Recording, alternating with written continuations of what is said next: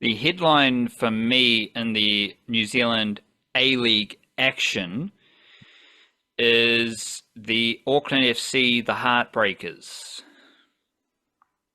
because they love to score a late goal. And you had this note in our newsletter, the timings of the Auckland FC goals, which I'm assuming you wrote them in order of like goals scored, but they read as like it goes from 8 minutes and then it basically just increases every few minutes until the most recent goal, which was 99 minutes.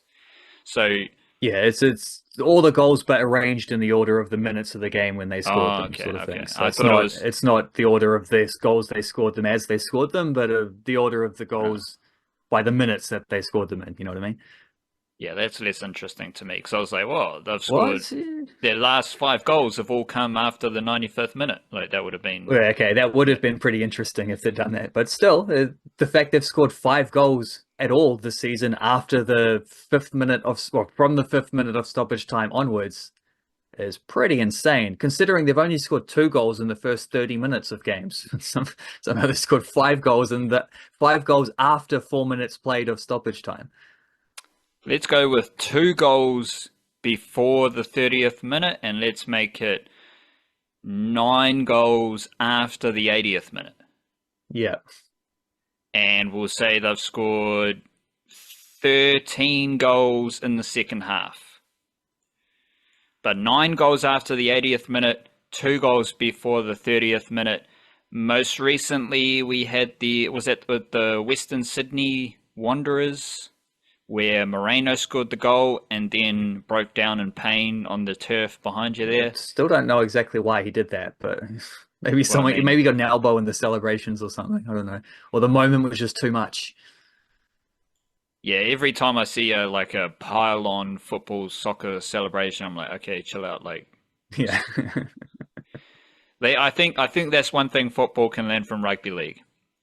But the rugby league celebration that I'm talking about, it does often end up in the pile-up because the Penrith Panthers started doing it where everyone just rushes in and piles on top of the try scorer standing up like a big old huddle, like Yeah. we're just coming in. But There's then, always one guy who arrives late and jumps on top of everyone as well. and you get a lot of those bodies jumping in, running in, like someone's going to fall over and end up on the turf, and then they all just pile on top of each other. It's like, what? So your celebration is just lying on top of each other? Like, I don't really understand it. But Moreno and Auckland FC had a crack at such celebration, and deservedly so because they scored a goal late in their game against Western Sydney Wanderers. But they also had a late equaliser, I think, last week. They're now Yeah, top Logan of the Rogerson. yeah, Logan Rogerson. They are now top of the table. They're still top of the table. They are 9 wins, 3 draws, 2 losses. Next best team is Adelaide United on 8 wins, 4 draws, 1 loss. And Auckland FC have conceded 11 goals, which is still the best in the A-League. For context, Perth Glory, hopefully Ollie Sale's doing a bit of a job down there. They have conceded 37 goals, and Brisbane Roar, last place, they have conceded 30 goals. So once again, Auckland FC have only conceded 11 goals in 14 games this season.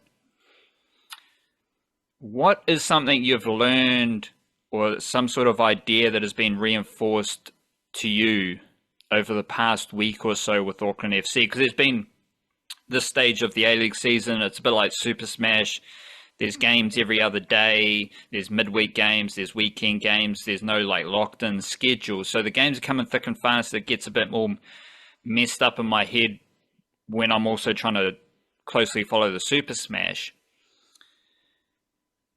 But they're like, you have fun watching Auckland FC, that's for sure. You probably shouldn't go to bed. Like you should definitely watch to the end because they're going to score a late goal. But is there some sort of like personnel decision? Is there a tactical decision that's been made? Is there more information about these late goals that really tickles your Auckland FC antenna?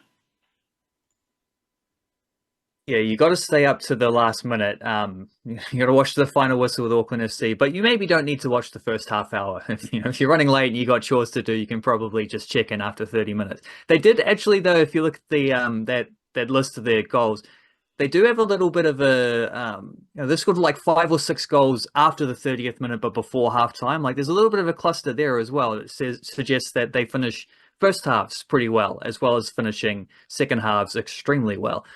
Um, I guess that is I guess you can call that a mentality thing. I guess you can call that a sort of, this is a team that we know the strength of them is that defense, that 11 goals conceded through the, what is it, 14 games or something like that so far is pretty spectacular. Alex Paulsen just a merchant for clean sheets continually at every team he plays for. He just keeps keeping clean sheets. That's the identity. That's the sort of overwhelming strength of this Auckland FC team. But because they're so hard to break down, I think they're very good at soaking that up and then waiting till teams tire themselves out and then kind of rope-a-doping them and scoring late in those halves. Hidden at opportune moments. Obviously, they're very good from set pieces as well, which has been massive for them.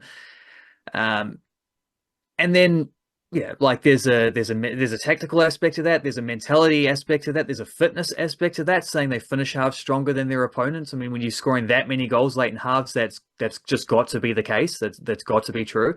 They did have a very long preseason, and a lot of that was spent building a team from scratch, obviously. But I guess there are going to be fitness benefits to that as well. Plus, like when you think about it, they signed players like Logan Rogerson, Liam Gillian, Jesse Randall kind of thing, who are known as speedsters, who are known as very fit, energetic players. So there's probably a bit of squad building in that as well, and why there's such a fit athletic team is partly because they signed fit athletic players. Like they bought guys for that purpose.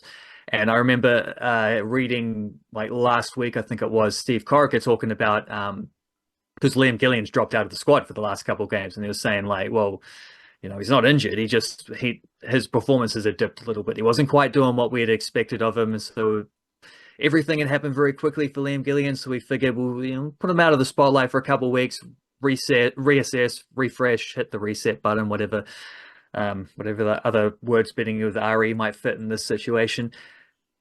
And they've got depth to pick that up. So Jesse Randall comes in. Logan Rogerson, previously, he wasn't out of squads, but he did have a little bit of a spell himself where he was not starting games for a bit, and then he comes back in, scores a couple goals, so he's back starting now.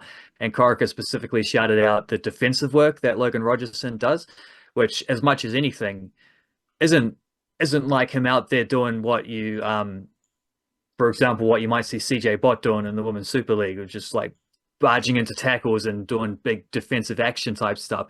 With Logan Rogerson, I think most of that thing about him being a great defensive winger for them is literally just that he gets back. He makes the effort to make sure he is a body behind the ball. And like, that's such an advantage for your starting point defensively when you just have that extra player out wide. You're not letting in nearly as many crosses, and you're asking a team you're telling a team they can't attack you so directly because the space isn't there necessarily because there's just a body in the way. Like just making that effort makes a massive difference, and having players who will do that is a big deal.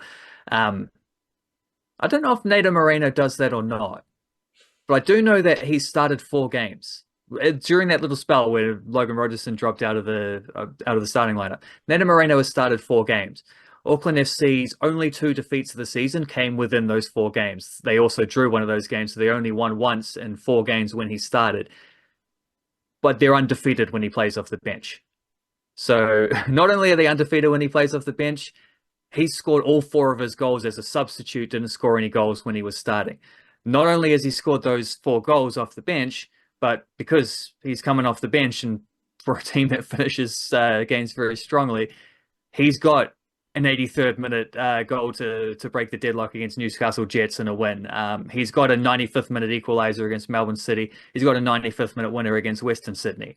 So 3 of those 4 goals have been result-altering late goals and within that sort of like last 10 minutes and beyond segment that we're talking about, this team, the Heartbreakers. Like he's he scored 3 of those heartbreaking goals. So I would say, as far as tallying up evidence and basing things on the certainties of what happened, I think it's pretty obvious that Nato Moreno is a fella you want coming off the bench. Like, he seems to be someone you want as a substitute, as an impact guy. Get him running at some tired defensive legs, as he did to score the winner against Western Sydney. Doesn't necessarily seem to be anywhere near as effective when he starts, which is a weird one to have a special substitute from one of your import spots. But it's fine. If he's scoring the late goals, who cares? So it doesn't matter when he scores them or how often he plays. If he's got this role that suits him, I think that works perfectly. And it's something Giancarlo Italiano's spoken a lot about with the Wellington Phoenix, is trying to build out the depth. Auckland FC, that's what that looks like. Like, that's what he wants, is to be able to have what Steve Corica has, of bench players who not only are coming on and bringing energy, not only coming on and making an impact on the game, but coming on and scoring extremely crucial goals that change the outcome of matches. So it's a little bit of a frisky one, I suppose, but frankly, it just feels like a perfect scenario there of like complete clarity of Nato Moreno, keeping him on the bench, keep him scoring them late goals, and keep those Kiwi wingers out there starting games, bringing their big effort and setting up things the way they have been with their good defensive work and their tracking back and all this stuff. And also, Logan Rogerson is chipping in with goals at least. Not so much for Randall and Gillian yet, but their time will come. Well, they're also doing the hard yards that set up Moreno's winners. Exactly. So it complements each other, but it's not Rogerson versus Moreno necessarily. Like, Rogerson's out on the right off the top of my head. Moreno usually comes on. Like, he scored his goal from the left side of the field, I think. Yeah, he's played both sides, Moreno. I think when he was starting, it was mostly on the right, but I think when he's come on as a sub, it's mostly been on the left. So he can go either way. But Rogerson has pretty exclusively played on the right side. And of course, Max Mata coming into the team seems to be a very successful move as well. Obviously, I've talked about Sakai being a A-League champion player. Not a champion, but well, who knows? Yeah, a couple months. Like one of the best players in the A-League. I've talked about Nando Peinecker being one of the best players in the A-League. But last year, Alex Paulsen was one of the best players in the A-League as a young goalkeeper. Where are we at with Alex Paulsen as far as like being the best goalkeeper in the competition, and then being so good at being the goalkeeper that he is just one of the best players in the A-League? Because I think last year he had a compelling case as the best player in the A-League, with what he was doing between the goalposts for the Wellington Phoenix, and then of course his cup of coffee with Bournemouth before returning to returning to Aotearoa to play for Auckland FC on loan. Yeah, I'll see if I can find the numbers on this, but basically, I think he's just been as good this year as he was last year. And the difference is that he plays in a team that probably doesn't concede as many shots, therefore doesn't ask him to make as many saves. And he has had some of those clean sheets where he hasn't really had to do much for them. He's just had to not make mistakes. And of course, he's pretty good at not making mistakes, so no dramas there. But like, taking the whole season into context, I don't think there's a drop-off. I don't think there's any worse of a fit or anything like that. I think he's just been as good this year, picking up where he left off last season, just maybe a little bit less of a spotlight. Because you remember last season it started, like, of course, then you also had the aspect of him being an academy player stepping up, and it was a big unknown because he hadn't proven himself to the same extent. And then also he then made like 3 penalty saves within the first 2 months of the season. So there was rolling momentum from the very beginning. I think this year there's just been an expectation that he would be one of the better goalkeepers, if not the best goalkeeper in the league. And I think he's been one of the better goalkeepers, if not the best goalkeeper in the league. So I don't think there's been any kind of drop-off at all. I just think maybe the perspective, the narrative on it maybe doesn't have as much of a... it's not as much of a talking point because it's not an unknown thing. It's just him carrying on what he was doing before. But no, I think he's been superb. Yeah, like have you are you asking this because you've noticed anything different or anything like that? Or like does he seem to you watching these Auckland FC games, does it seem like he's just the same guy you saw for the Phoenix? Well, I did notice a few mishaps of like earlier in the season, maybe a month or so ago, where I did feel like he was conceding goals, which I think was when they were losing a couple of games or they had a couple draws, and it just wasn't as like he was conceding goals when I think he'd usually save those goals, but that's the standard that Alex Paulsen's set. But to be honest, this just stems from okay, Auckland FC, they've conceded the fewest goals in the whole A-League. They got the best defense by a considerable margin. We've talked about this before. Teams with Alex Paulsen have had the best defenses for 2 years in a row. You know, it seems quite compelling at this stage, but I wouldn't suggest that Alex Paulsen's more important than Nando Peineke and Sakai, two guys that I have brought up as being best in A-League talents.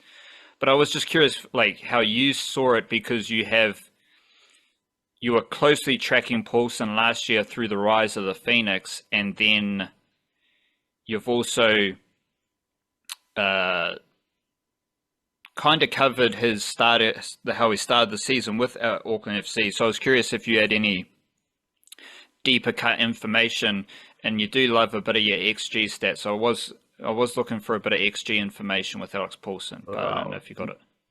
There are XG things for the A-League, but it's a little harder to find. There's only one or two places that bother to keep those, so I haven't got that on hand. But I can tell you, Alex Paulsen has the best save percentage in the A-League this season. So that's just straight up shots on target. How many do you save versus how many end up being goals? Well, he has the best What's one. like the margin between him and the next best? Do you have? About Patrick Beach of Melbourne City is 77.4%. Paulsen is 78.7%. But then there's a further 5% drop off to find Philip Curto in third. So there's, I think, sort of around 70 is kind of an average thing. If you're below 70, you're probably not doing that great. If you're above 70, you're doing all right. If you're above 75, you're doing outstanding.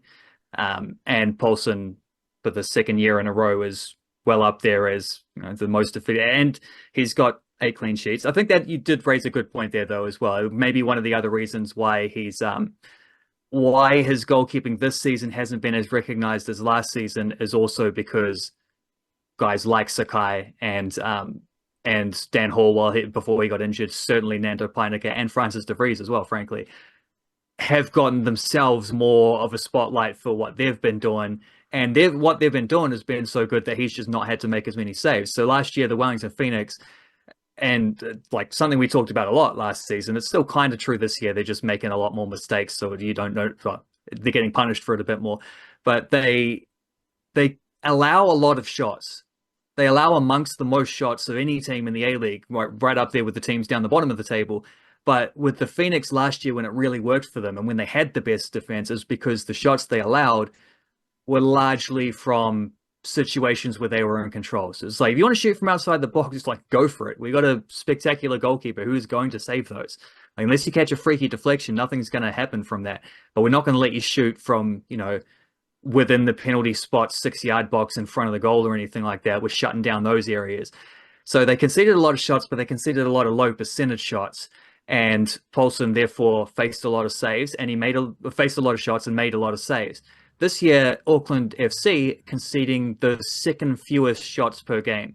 So it's kind of the exact opposite. They just repel everything. They let teams put in quite a few crosses. They certainly don't mind that, but they don't mind that because Nando Peineke, Dan Hall, Tommy Smith are all very good in the air. So they just win those headers, repel that stuff. But the Phoenix did a bit of that too, to be fair. Last year with Scott Wooden and Finn Sermon, certainly. A little bit less so this time around. But yeah, he's gone from a team that conceded a lot of shots and let him make a lot of saves, which he did, to a team that doesn't concede very many shots. So the saves that he does have to make are maybe a little bit more selective. But I still feel like he's had a fair few of those highlight ones. He just hasn't had to face a penalty yet. Well, he has faced one penalty. I can't remember who that was, but it says here he's faced a penalty and he didn't save it. So someone Yeah, scored a penalty against Auckland FC. That's why I thought he's been shit this year, because he Because he conceded. didn't save his penalty. Yeah, Just I you know. I see guess that. that's the big black mark against his name. But other than that, I think he's been every bit as good this year as he was last year. It's just a situation which maybe doesn't highlight what he does as much.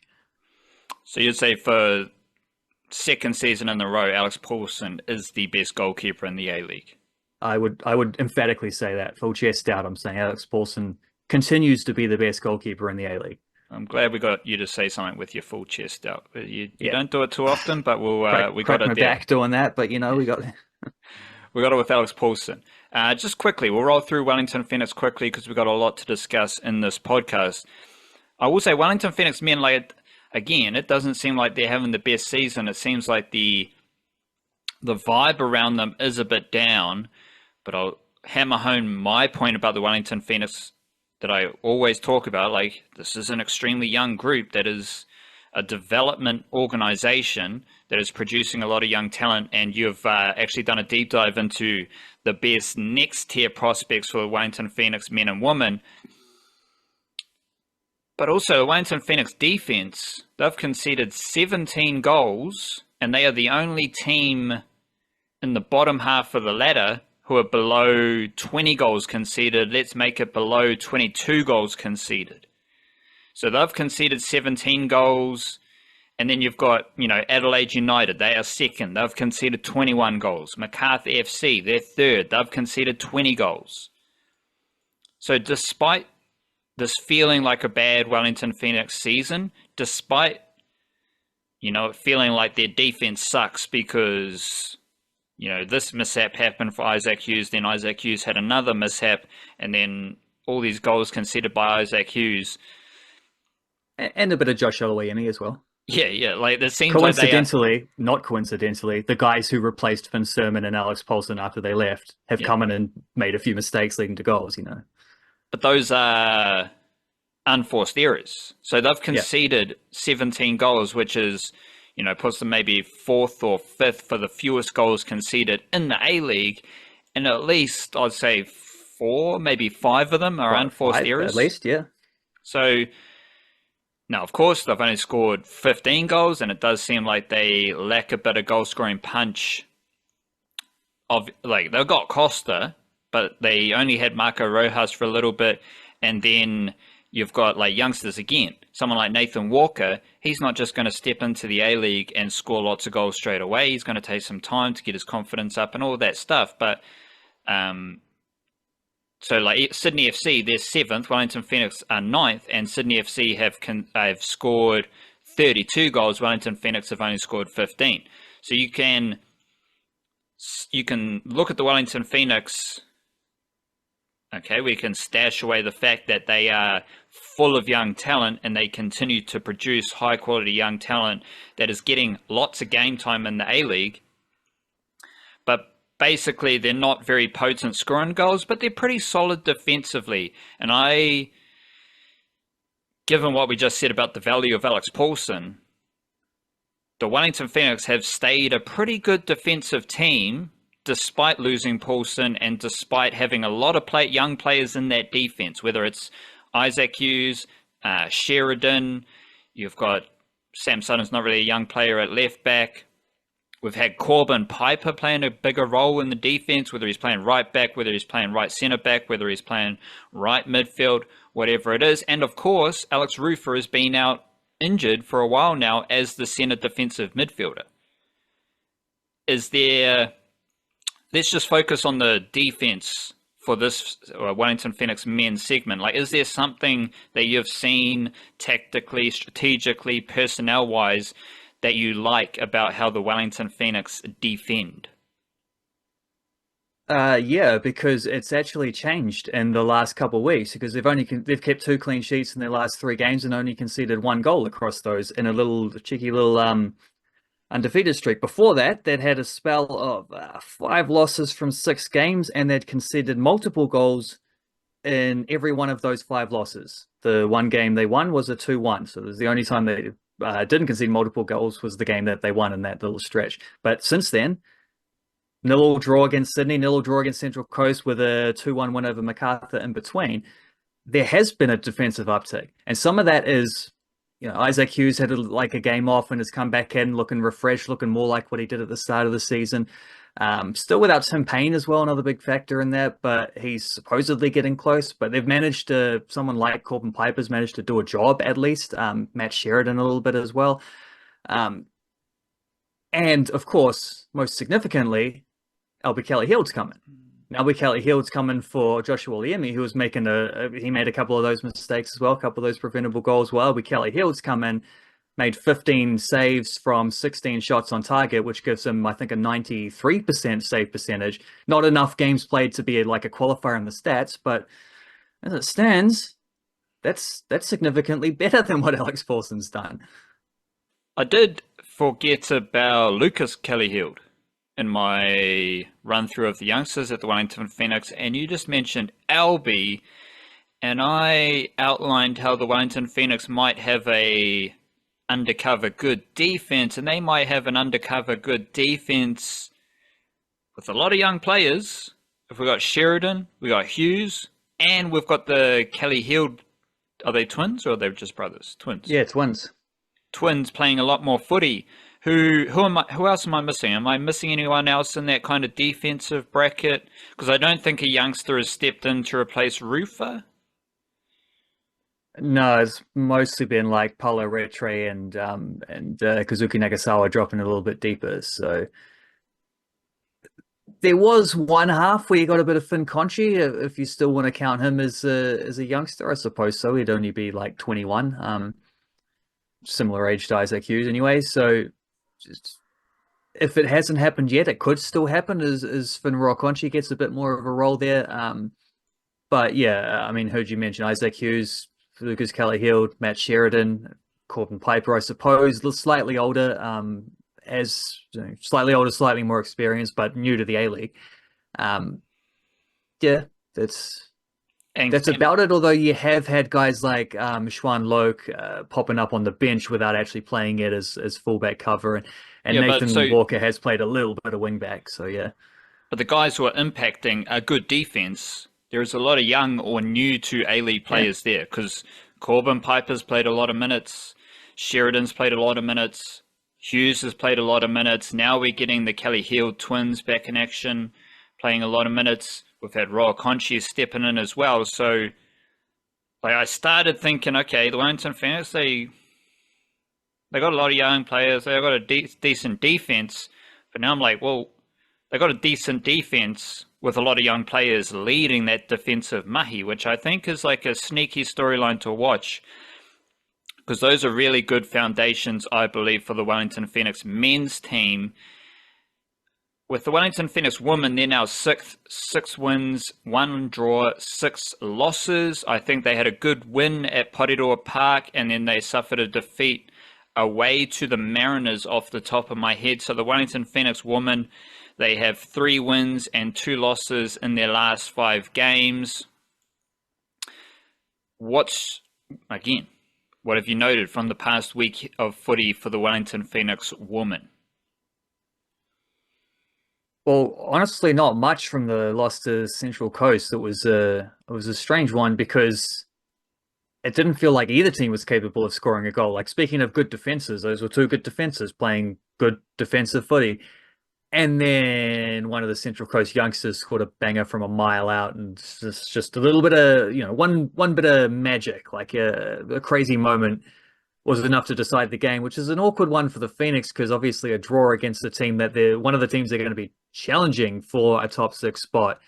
Like, those teams that are going to be around that sort of 4 to 8 kind of range. Central Coast are very much in there, and Central Coast go ahead of Wellington Phoenix on the table because of the slight win in what was a very even game. Like, probably deserved to be a 0-0 draw, but it's very easy. Well, it's not easy, but it's very, it can happen very quickly that what feels like it should be a 0-0 draw can suddenly become a momentous victory for the other team, because just that little flash like that.